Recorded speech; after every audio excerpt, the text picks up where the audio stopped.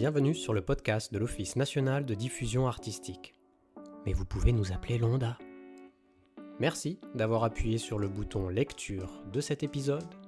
Nous vous emmenons avec nous à la rencontre de professionnels et artistes inspirants et inspirantes du spectacle vivant qui viennent d'ici et d'ailleurs. À Londa, ce qui nous anime et fait vibrer, c'est de faciliter, soutenir, mettre en relation, écouter, conseiller, toujours dans l'optique d'être utile aux opérateurs et opératrices du spectacle vivant. Pour en savoir plus sur nous et sur notre actualité, rendez-vous sur onda.fr.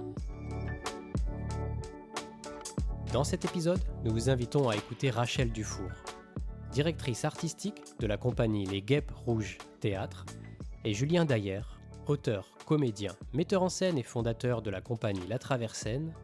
Ils sont accompagnés de Marie-Pia Bureau, directrice de l'Onda. Ces deux artistes clermontois ont conçu la rencontre intitulée « Marge et centre, œuvrer ensemble ». Rachel Dufour et Julien Dayer partagent leur définition des notions de marge et centre, ainsi que leur expérience à Clermont-Ferrand, et livrent leur observation des liens possibles, indispensables et empêchés entre ces différents espaces. Bonjour Rachel Dufour, bonjour Julien Dayer. On a décidé ensemble, l'Onda, avec vous deux qui êtes artistes, d'organiser une rencontre à Clermont-Ferrand, une rencontre de l'Onda, dont la thématique est entre marge et centre. Cette thématique, elle est née de nos échanges qui précisaient que dans le récit que vous faisiez de la ville de Clermont-Ferrand, il y avait cette idée que c'était une ville qui se développait culturellement, mais avec une forte existence de marge. Est-ce que vous pouvez repartir de Clermont-Ferrand et nous dire comment vous avez envisagé cette question ? Bon, allez, on repart 20 ans en arrière. 20 ans en arrière, il n'y a pas de scène nationale à Clermont-Ferrand, il n'y a pas de centre dramatique national à Clermont-Ferrand, il n'y a pas de scène de musique actuelle, il n'y a rien. Et puis aujourd'hui, il y a une scène nationale, il y a la coopérative de mai, donc il y a des grosses institutions culturelles qui se sont développées et qui changent carrément la donne. Moi, quand j'étais étudiante, il y a un petit peu plus de 20 ans maintenant à Clermont, on avait l'occasion d'aller une fois par semaine d'aller voir un spectacle. Le week-end, c'était mort, il n'y avait rien du tout. Là, on est dans une ville qui s'est totalement métamorphosée par rapport à ça. Il y a un centre d'art pour la jeunesse qui a ouvert, qui s'appelle Mille Formes aussi, en lien avec Beaubourg. Enfin voilà, il y a eu un hyper développement de rattrapage qui a été très institutionnalisé. Mais parallèlement, comme il y avait très peu de choses il y a 20 ans d'institutionnalisé, il y avait aussi beaucoup de propositions qui étaient plus marginales, entre guillemets, qui reposaient beaucoup plus sur un secteur associatif, sur un secteur bénévole, volontaire. Et ces propositions, elles ont heureusement pas été écrasées par l'arrivée des grosses institutions. Donc les deux continuent à cohabiter dans un paysage politique qui parfois est un peu désarmé sur cette cohabitation. Alors moi j'ai beaucoup moins d'historique sur Clermont-Ferrand puisque je suis arrivé fin 2019. Je revenais de Roumanie, de 3 ans en Roumanie. Donc pour moi Clermont-Ferrand, clairement, c'était un peu le centre de la France, le centre de l'Europe en y revenant. Et ce que j'ai surtout apprécié dans cette ville, c'est la dynamique des petits espaces alternatifs qui accueillent principalement de la musique, mais pas seulement, et où il y a plein de choses qui s'y inventent, dans des squats, dans des lieux associatifs, dans des lieux privés. Et puis la proximité des marges en termes d'espace naturel. C'est vrai que Clermont-Ferrand, il y a une grande fluidité entre un hypercentre urbain qui est quand même assez petit, des premières marges à la périphérie de quartier, et puis très vite on marche un peu et on est en haut d'une colline, il y a la chaîne des Puys, et ce rapport marge et centre aussi au niveau géographique, hyper dense, hyper accessible. Quand comme moi on n'a pas de voiture et qu'on fait tout à pied en covoiturage et en stop, ça c'est passionnant.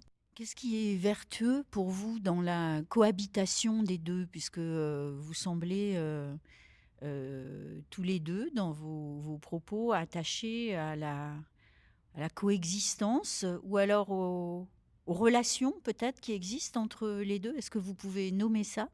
Moi, ce qui me semble très vertueux, et y compris dans la pratique que moi j'ai dans la compagnie au quotidien, c'est que en fait, quand des propositions plus marginales ou des gestes en fait qui s'élaborent de façon moins institutionnelle en termes d'esthétique ou d'éthique viennent rencontrer davantage l'institution, donc qu'on qualifierait de centre entre guillemets, c'est intéressant parce que les deux ont, c'est banal ce que je dis, mais les deux ont à apprendre beaucoup l'un de l'autre, à apprendre en termes de méthodologie, en termes d'approche, en termes de déconstruction et en termes de collaboration. Et ça tient beaucoup quand même, la capacité à faire ça, aux personnes qui incarnent les lieux, les structures et les gestes artistiques. Et quand deux personnes qui sont dans un désir de dialectique de relation, de dramaturgie de la rencontre, qui est un peu notre fond de commerce dans le travail, sont dans cette logique-là, et tout de suite ça devient extrêmement passionnant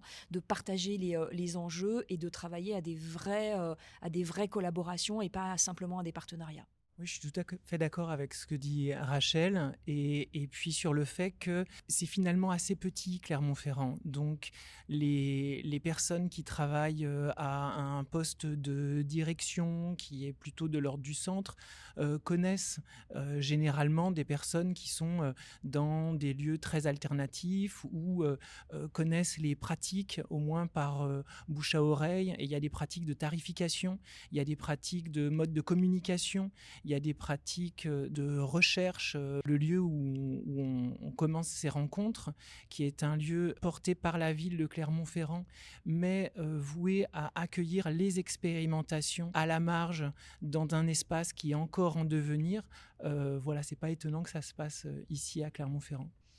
En fait, ce territoire, c'est un peu comme Venise. Il y a les gros paquebots qui débarquent, et puis il y a les vaporettos, et on en a besoin aussi pour circuler dans tous les petits canaux, et que les petites rivières font les grandes rivières, et les uns sans les autres. C'est un écosystème qui devient très faible et très lacunaire, et dans des rapports de domination assez brutaux. Et pour vous, donc, la définition de centre et marge, c'est l'institution et le non encore institué, ou alors, j'ai entendu alternatif aussi. Est-ce qu'il y a un alternatif qui n'aurait pas vocation à être institué un jour ? Alors, cette définition entre centre et marge, plus on y réfléchit et plus on s'aperçoit que c'est vraiment multiple, c'est relatif, c'est subjectif, c'est pas du tout dans l'absolu. Ça passe par plein de couleurs qui peuvent être à la fois des notions de géographie, de politique, de quantité, de qualité, et que finalement, ce qui est intéressant, c'est de voir comment on se positionne et comment on associe quelque chose à du centre ou à de la marge, et à peut-être faire l'exercice inverse à la suite de ça, et de se dire ce que j'ai considéré comme une marge, c'est le centre de quoi ? Ce que j'ai considéré comme un centre, c'est la marge de quoi ? Qu'est-ce qui fait marge dans ma vie, dans ma réflexion, dans ma pratique artistique ? Et puis d'essayer de voir comment est-ce qu'on peut ouvrir des marges dans des centres. Oui, et puis nous sommes des êtres complexes, nous vivons dans un monde complexe, et ce serait probablement ne pas faire honneur à la richesse de cette complexité que de pouvoir être en mesure de déterminer qu'est-ce qui est le centre et qu'est-ce qui est la marge, pour peu qu'on soit un petit peu dans des logiques de pensée ouvertes. On incarne tous une forme de centre et de marge. Quelle est notre capacité à chacun ou à chaque structure qu'on représente ou dans laquelle on œuvre, quelle est notre capacité à être un centre déconstruit ou à être marginalo-centré ? Vous, en tant qu'artiste, vous avez besoin de quoi, en fait, pour exister ? J'imagine des deux, mais est-ce que c'est forcément l'expérimentation dans la marge et la reconnaissance dans le centre, par exemple ? C'est plus complexe que ça aussi, non ? Mais oui, c'est vachement plus complexe. D'ailleurs, ce serait un peu dangereux de dire, allez, l'expérimentation, elle se fait dans la marge, et puis si ça marche bien, on le diffuse au centre. Non, je crois qu'il y a besoin, moi en tout cas, ce qui m'anime aujourd'hui, c'est une redéfinition des relations et des rapports qui ont été beaucoup construits comme des rapports de force, et qu'il faut absolument sortir de ce schéma-là, y compris dans nos représentations, pour repenser qu'est-ce que c'est qu'un geste artistique aujourd'hui. Quand est-ce que ça commence ? Quand est-ce que ça finit ? Est-ce que ça ne commence qu'au moment où on est dans une salle de spectacle, par exemple ? Et donc, c'est profondément rattaché des questions d'esthétique et d'éthique. Et ce dont moi j'ai besoin, c'est d'être en lien avec des endroits, des pensées, des personnes qui sont d'accord pour cette fluidité entre marge et centre. Un centre qui s'affirme uniquement en tant que centre, une marge qui s'affirme uniquement en tant que marge, là, ça pose énormément de problèmes parce que ça cristallise les rapports et ça interdit tout dialogue parce que ça interdit toute altérité. Et que donc, l'idée, c'est de chercher ces endroits-là. Où sont les centres qui cherchent leur marge et où sont les marges qui cherchent leur centre. Merci beaucoup.